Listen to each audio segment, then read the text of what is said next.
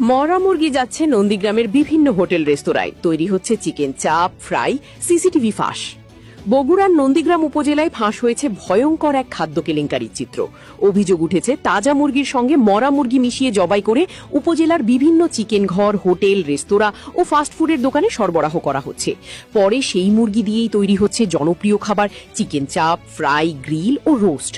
এই ঘটনায় প্রকাশ্যে আসা একটি সিসিটিভি ফুটেজ এখন পুরো এলাকায় তীব্র আতঙ্ক ও ক্ষোভের জন্ম দিয়েছে।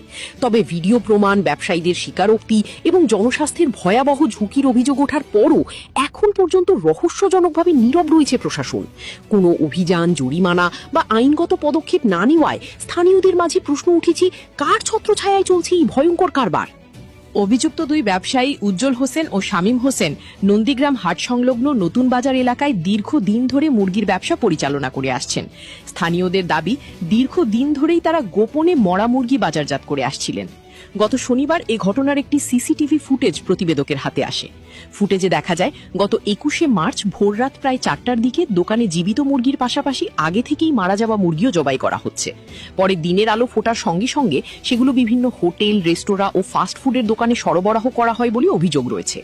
সবচেয়ে চাঞ্চল্যকর বিষয় হল, অভিযুক্ত ব্যবসায়ী উজ্জ্বল হোসেন নিজেই অভিযোগের সত্যতা স্বীকার করেছেন। প্রতিবেদকের সঙ্গে কথা বলতে গিয়ে তিনি বলেন, বেশি মরা মুরগি জবাই করিনি, মাত্র 2টি মরা মুরগি তাজা মুরগির সঙ্গে মিশিয়েছিলাম।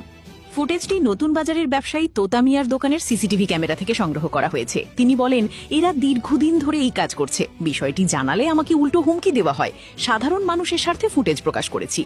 এদিকে স্থানীয়দের অভিযোগ, ঘটনা জানাজানি হওয়ার পরও নন্দীগ্রাম পৌরসভা ও উপজেলা প্রশাসনের পক্ষ থেকে কোনো ধরনের ব্যবস্থা নেওয়া হয়নি। এতে ক্ষুব্ধ হয়ে উঠেছেন সাধারণ মানুষ। একই বাজারের মুরগি ব্যবসায়ী ও পোল্ট্রি ফার্ম সমিতির সভাপতি বিটল বলেন, এর আগেও তাদের বিরুদ্ধে অভিযোগ উঠেছিল। এবার ভিডিও প্রমাণ ও স্বীকারোক্তির পরও ব্যবস্থা না নেওয়া অত্যন্ত দুঃখজনক। এই বিষয়ে উপজেলা প্রশাসনের পক্ষ থেকে আনুষ্ঠানিকভাবে কোনো বক্তব্য পাওয়া যায়নি। ডেস্ক রিপোর্ট, দৈনিক মুক্ত জমিন, বগুড়া।